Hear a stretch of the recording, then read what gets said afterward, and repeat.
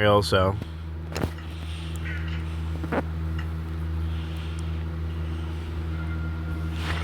I mean, I wouldn't want to start battle. I wonder why I started battle scenarios. I wonder why I started these things. I don't know. That sounds like a fantastic and complex battle scenario. You've set up some very distinct and powerful characters. It looks like you've got a 2-on-2 fight. Your team, Miles the Ice Warrior and Mark the Powerful Sorcerer. Elements, time, bad luck. Opposing team, Joe Hidden Farm and Lisa Ritter. Super physicals, elements. I said writer. I spelled writer wrong. Telekinesis, digital energy. Let's break down the powers of the opposing team you'll be fighting against, just to make sure the battle is clear. Joe Hidden Farm and Lisa Ritter powers breakdown. Character, superhuman physicals and senses. Elemental/control magic. Other powers, Lisa Ritter. Super strength, flight, super speed, superhuman durability, superhuman agility, underwater breathing, control water, control ice, control plastic, heat breath, telekinesis. Wait. Heat breath. Joe Hidden Farm. Super strength, flight, super speed, superhuman durability, superhuman agility, super hearing, control fire, control air, control sand, control ice, heat vision, ice breath, digital energy. The battle setup. To make this fun, where would you like this battle to take place? Knowing the setting will help determine how effective some of the elemental powers, like sand, water, and plastic control, might be. For example, is the fight in 1. A city, lots of air, some water, buildings for cover?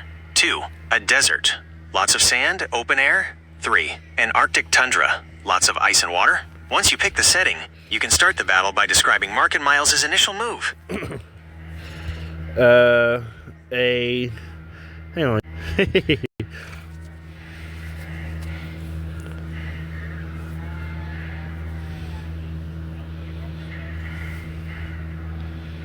That's perfect. The battle will take place in Woodcrest, the peaceful, predominantly white suburb where Huey, Riley, and Granddad Freeman live in the boondocks. Yep. This setting gives you a fantastic mix of environments. Suburban streets, houses, lawns, asphalt, cars. Lots of plastic and metal for Lisa to potentially control. Trees and air, great for flight/air/sand powers.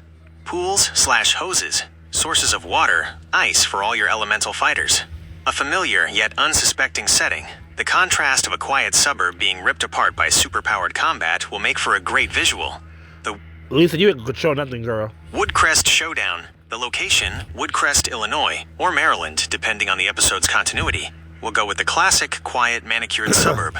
The fight is taking place right in the middle of a perfect, sun-drenched intersection, far from the center of town. Your team, Miles the Ice Warrior and Mark the Powerful Sorcerer. Elements, time, bad luck. The enemy, Lisa Ritter, flight, strength, water, ice, plastic control, telekinesis, and Joe Hidden Farm, flight, fire, air, sand, ice control, digital energy. You are playing as Mark and Miles. Mark's first move. Your turn. Mark the Sorcerer stands ready, his cloak billowing slightly as he channels the initial surge of power. He sees the powerful combination of physical might and elemental control arrayed against him and Miles. What does Mark do first? Do you use elements? Maybe a massive earth spike or a wind blast? Time, a small localized slow field? Or bad luck magic, to make one of them trip, or maybe for a more powerful effect? The opposing team's status, Lisa and Joe, are floating 30 feet above the intersection, waiting to see what you two will do. Their expressions are focused and slightly arrogant. Yeah, here we go. All right, yo.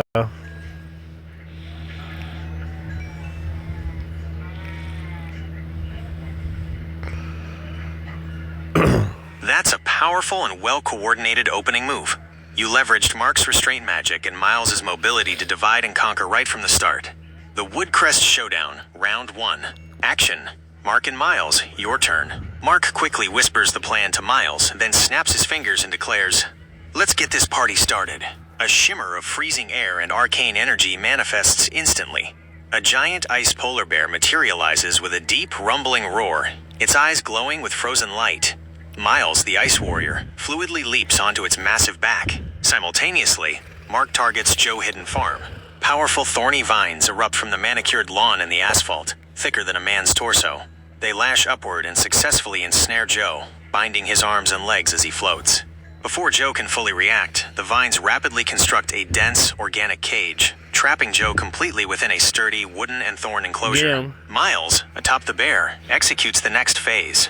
With a flash of crystalline blue light, Miles uses his teleportation ability. He and the giant ice polar bear vanish and instantly reappear high in the air, directly behind Lisa Ritter. The current situation: Joe Hidden Farm, trapped and completely restrained in a powerful, dense vine cage. Mark's magic. Lisa Ritter, now facing a sudden, massive threat from behind. Miles and the ice polar bear are upon her. Lisa and Joe's counterattack. Joe Hidden Farm, trapped. Joe, furious at being immobilized so quickly, immediately channels his most accessible powers.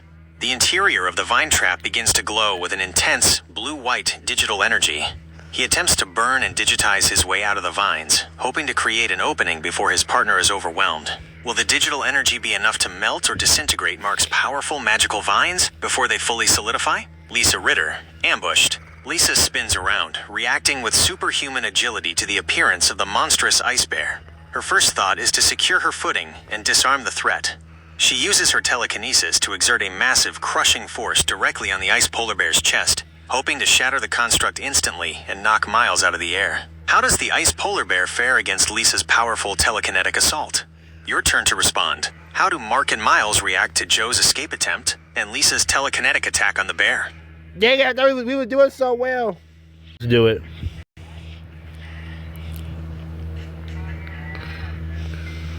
Sure did. Yeah, I get Miles telekinesis, why not? A decisive move. You've used Miles' overlapping powers to stabilize the combat, and Mark's elemental control to press the advantage against the trapped Joe. The Woodcrest Showdown, Round 2. Action. Mark and Miles, your turn. Miles, countering Lisa. Miles, the Ice Warrior, channels his own inherent telekinesis. The massive mental force he generates immediately slams into Lisa's incoming telekinetic blast, creating a visible, shuddering wave of distorted air between them. Get him! Miles is successfully able to block and neutralize the crushing telekinetic force aimed at his ice polar bear. Without a pause, Miles uses the same mental power to seize a nearby oak tree from the front yard of a pristine Woodcrest home. He rips the entire trunk and roots out of the ground and hurls the massive projectile with staggering speed directly at Lisa Ritter. Mark, attacking Joe. Mark watches Joe struggle to burn his way out of the vine cage. Not wanting to give him a moment to breathe, Mark shifts his elemental focus.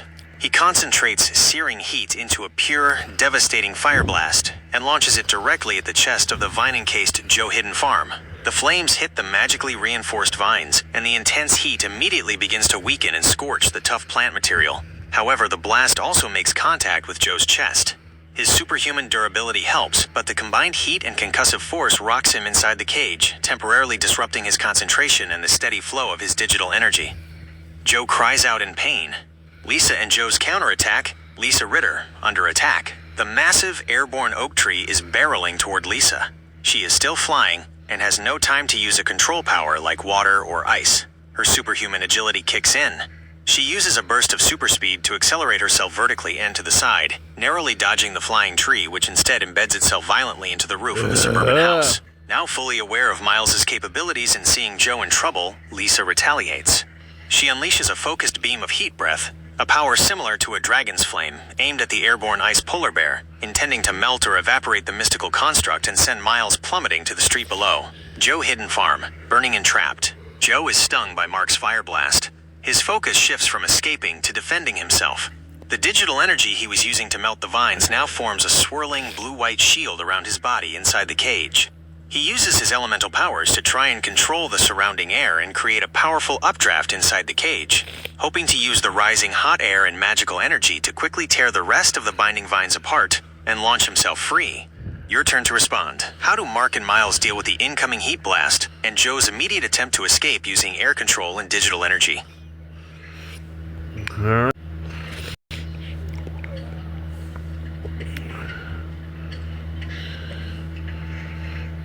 Let's do this, y'all. We're gonna send Joe and Lisa down to the ground. We gonna let them breathe. That's a brutal, fast-paced assault.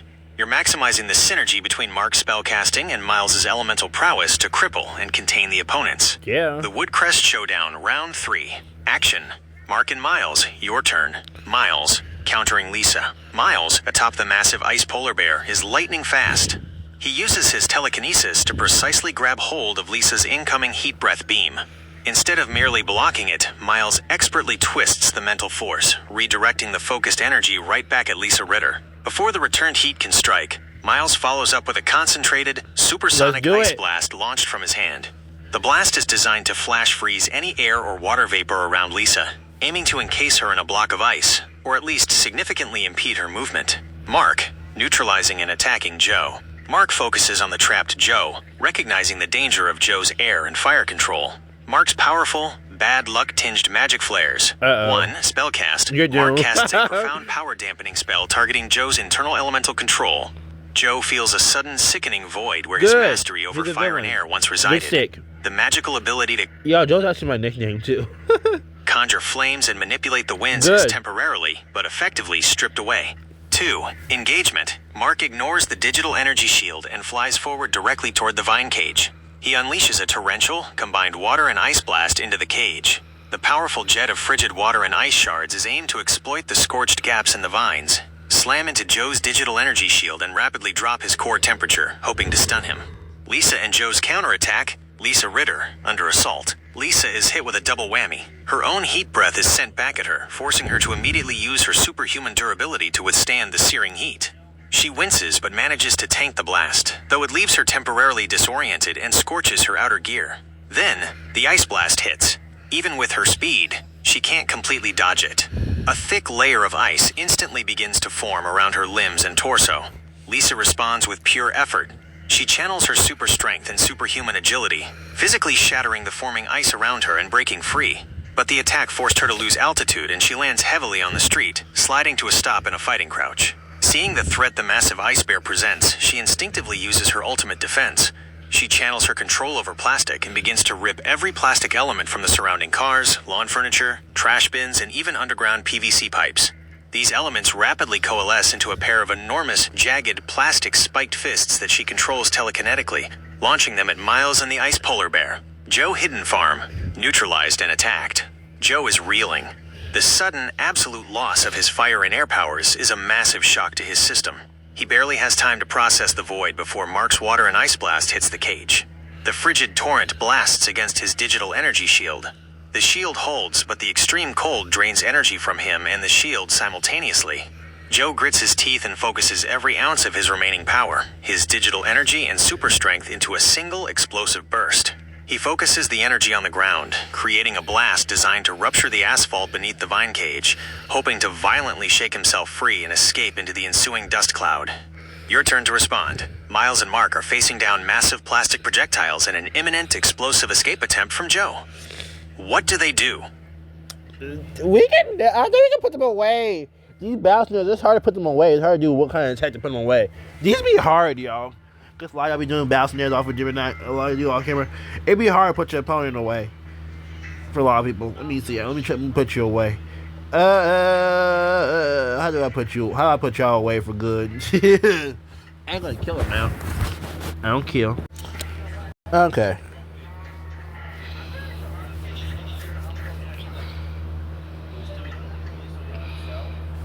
Alright, come on now. This is an incredibly aggressive, high-risk maneuver, but one that could potentially end the fight quickly. You're using a mix of raw power, speed, and some truly unique magic. The Woodcrest Showdown, Round 4. Action. Mark and Miles, your turn. Miles, engaging Lisa. Miles, the Ice Warrior, makes a bold decision. Abandoning the ice polar bear to the incoming plastic fists, he uses his super speed and flight to become a missile aimed directly at the grounded Lisa. He intercepts her right as the plastic fists launch, and before she can react, Miles, 1. Grabs Lisa. Miles uses his own super strength to lock onto Lisa, negating her attempts to use her agility or telekinesis to escape. 2. Belly to belly attack. He slams the superhuman Lisa into the ground with 8 consecutive belly to belly, presumably an immensely powerful signature wrestling move adapted for super speed and strength slams. Each impact cracks the asphalt and sends shockwaves across the lawn, momentarily stunning and disorienting Lisa. 3. Lightning blast. As a final devastating act, Miles unleashes a concentrated lightning blast, a power hinted at through the digital energy contrast, or perhaps an extension of his elemental/telekinesis control, directly into the prone and battered Lisa. This sudden, electrical energy is a massive shock to her system, temporarily overloading her sensory input and leaving her seriously wounded and paralyzed on the ground. The massive plastic spiked fists now Hang on. Okay. Hang on. controlled by Lisa's telekinesis, harmlessly slam into the abandoned ice polar bear, shattering the construct into 1,000 shards of ice. He'll be all right. Mark, finishing Joe. Mark focuses his immense magical power on the struggling Joe. 1. Destroying the shield. Mark focuses the power of his elements and time magic. A focused temporal energy pulse slams into the digital energy shield. Yeah, Mark. The shield, already weakened by the cold water blast, falters and then shatters, leaving Joe vulnerable and reeling from the backlash of the destroyed energy construct. Hey. 2. Watery/Pop-Tart Blast. Mark unleashes a highly concentrated attack, a Watery/Pop-Tart Blast. This is no ordinary projectile. It's a massive crescent-shaped wave of water magic infused with a chaotic, sugary magic. Perhaps the bad luck magic providing an unstable, unpredictable energy source. The blast slams into Joe, who has no air or fire powers to defend himself. The immense force and freezing water drives Joe violently through the remnants of the vine cage and into a parked SUV, crumpling the vehicle around him and pinning him with a frozen sheet of magical water. The outcome, Mark and Miles have secured a decisive victory. Lisa Ritter is severely injured, shocked, and paralyzed by the lightning blast and the 8 belly-to-belly slams. She is currently neutralized. Let's go. Joe Hidden Farm is battered, stripped of his fire and air powers, and trapped and frozen inside a wrecked SUV by the Watery/Pop-Tart Blast. He is completely immobilized. That was an incredibly creative and dominant performance by Mark and Miles. The enemy's strength and elemental control were completely overwhelmed by your coordinated use of speed, power neutralization, and chaotic magic. What happens next? Do Mark and Miles take the prisoners somewhere, or does someone from Woodcrest, like Granddad Freeman or perhaps a visiting guest, wander into the chaos? No.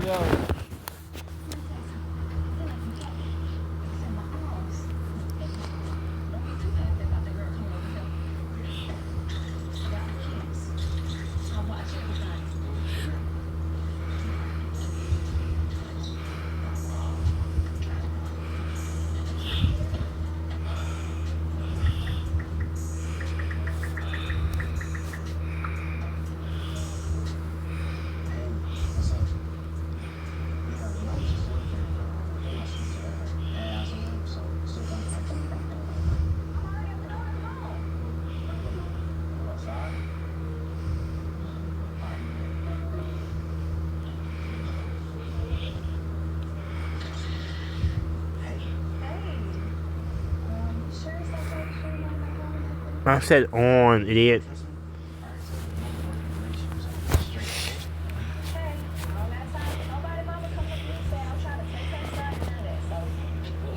A surprising turn of events.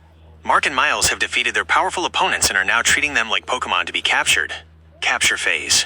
The scene, the Woodcrest intersection, is a scene of destruction. A shredded lawn, a totaled SUV, a damaged roof, and the remnants of Mark's vines and Miles' ice. Mark the Sorcerer approaches the wrecked SUV where Joe Hidden Farm is pinned and frozen. Miles the Ice Warrior stands over the electrocuted and paralyzed Lisa Ritter. Mark and Miles both produce specialized Pokeballs, or perhaps magically enhanced variants. 1. Mark's capture. Mark aims his Pokeball at Joe Hidden Farm, battered, frozen, and magically neutralized.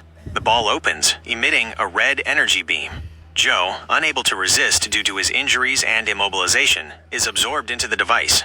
The Pokeball shakes 3 times on the hood of the wrecked SUV before settling with a click. Hey. Joe Hidden Farm, captured. 2. Miles' capture. Miles tosses his Pokeball towards the prone and incapacitated Lisa Ritter.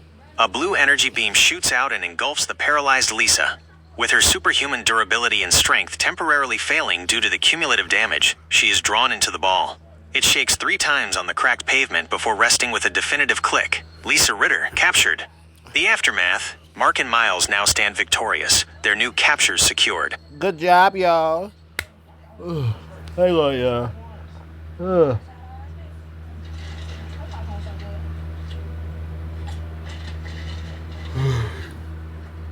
I'm back, y'all.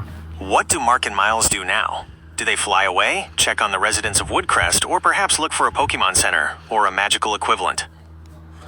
Well, what Mark should do. I'm back.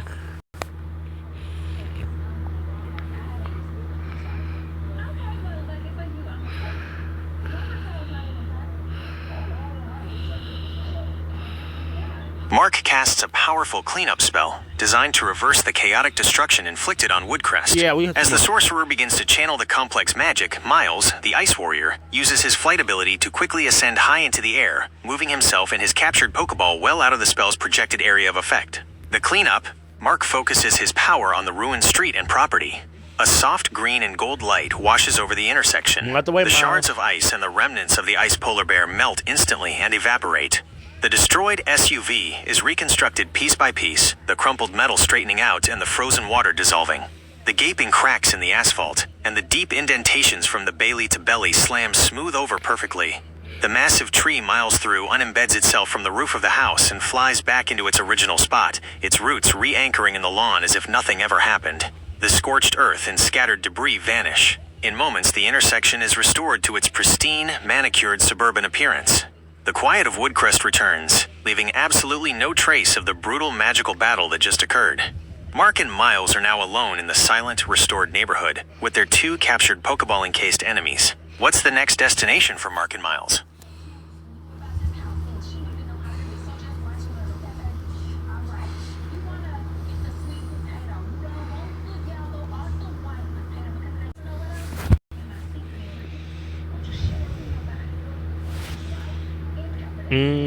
That's a well-deserved break after such an intense magical battle. Action, victory, and fast food. Well, magical battle slash...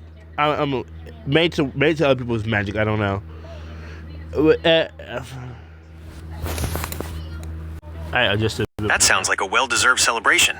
After successfully executing a complex battle plan and then magically cleaning up the entire town, they've certainly earned a break. Mark and Miles share a satisfied high five. With the villains secured in their Pokeballs and Woodcrest looking exactly as it did before the chaos, the 2 allies head off to the nearest McDonald's to celebrate their victory. Victory meal. They settle into a booth, their cloaks and Ice Warrior gear looking slightly out of place next to the golden arches. Miles orders a large serving of fries and a few cartons of milk, looking pleased. Mark, the sorcerer of elements and time, calmly orders his Filet-O-Fish sandwiches, reflecting on the successful use of bad luck magic. Cloak and Ice Warrior gear. I can see that. I can picture Miles and Mark being in there.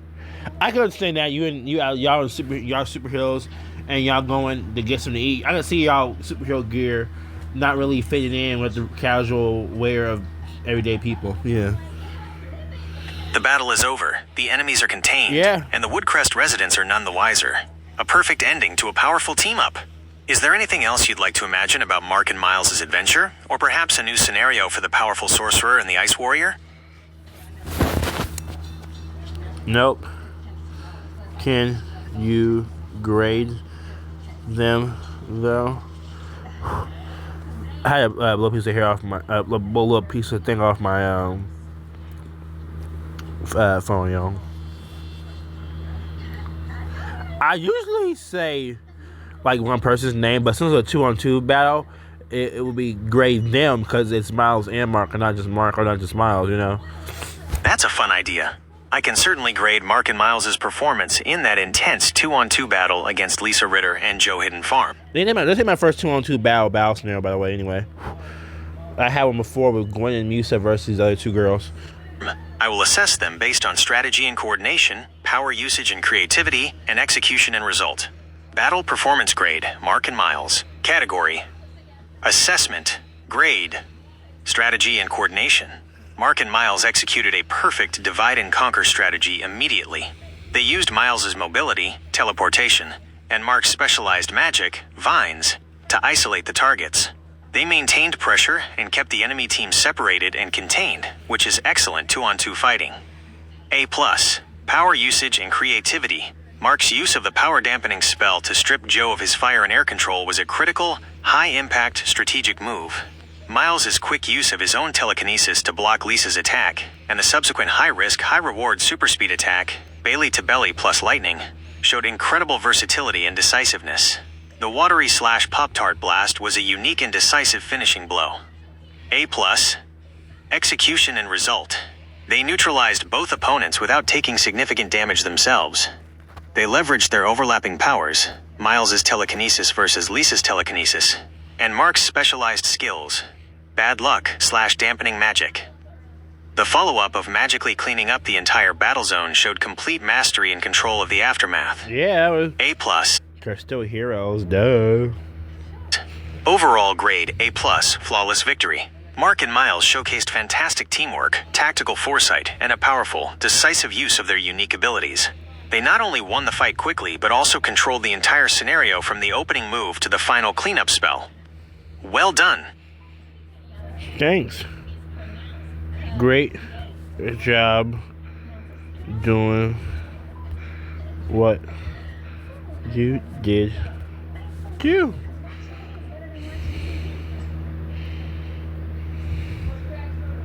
You are very welcome. I had a great time running that scenario and seeing how Mark and Miles used their amazing powers. It was a fantastic battle setup. Is there anything else I can help you with today?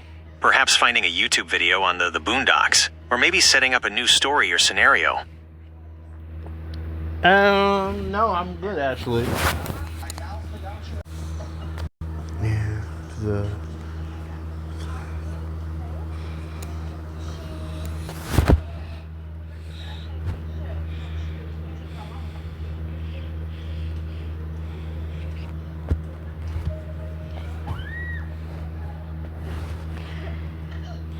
you're better down there, bro.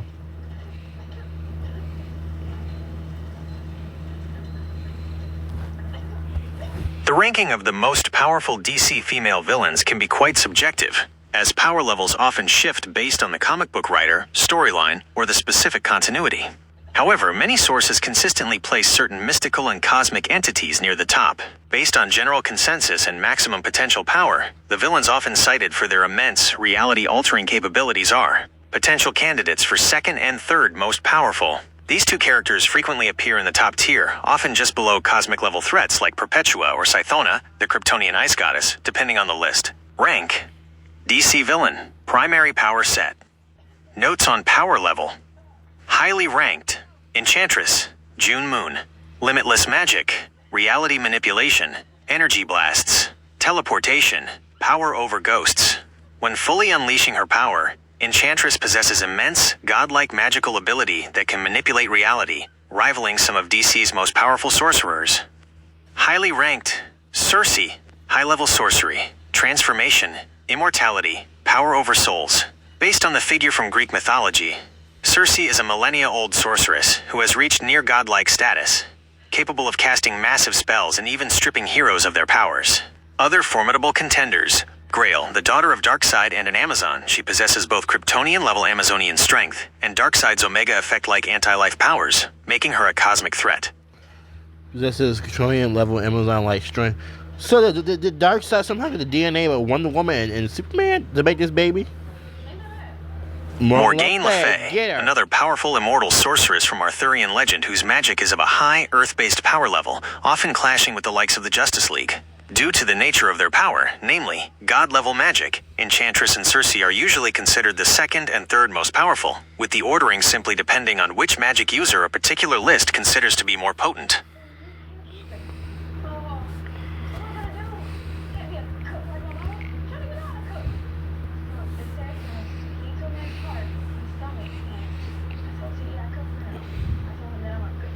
Perpetua. Oh.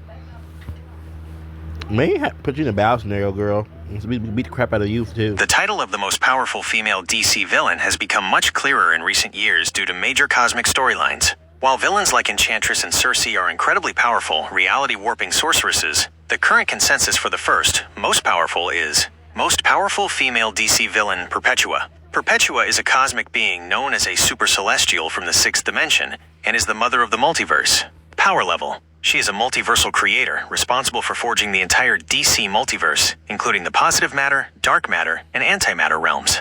Abilities: her powers include multiversal creation and destruction, reality warping, cosmic awareness, time and space manipulation, and anti-life control on a massive scale. Feats: she corrupted her own sons, the Monitor, the Anti-Monitor, and the World Forger, and was the primary antagonist behind the Dark Knight's death metal storyline, attempting to turn the multiverse into a weapon of doom. Her power rivals the highest tier entities in the DC cosmology. Second most powerful female DC villain. Based on the introduction of Perpetua, the ranking shifts. The second most powerful is generally considered to be Scythona, the Kryptonian goddess of ice and cold. She is a primal deity from Kryptonian lore and is said to possess near-limitless control over ice, cold, and darkness, rivaling the power of high-tier cosmic beings. Third most powerful female DC villain. This spot is often a close tie between powerful, god-level sorceresses. Enchantress, June Moon, possesses seemingly limitless magical ability when fully separated from her human host, capable of manipulating reality, summoning armies, and stopping time. Circe, a millennia-old sorceress and often the highest-ranking witch on Earth, with near-godlike powers over magic, transformation, and souls, often requiring the full Justice League to take down. Full Justice League? Like all members. Girl magic's too much.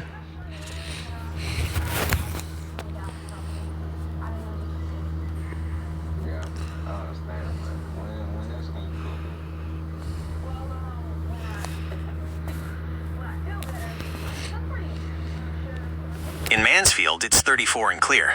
Tonight, the forecast is around 31 degrees and cloudy. What's the weather?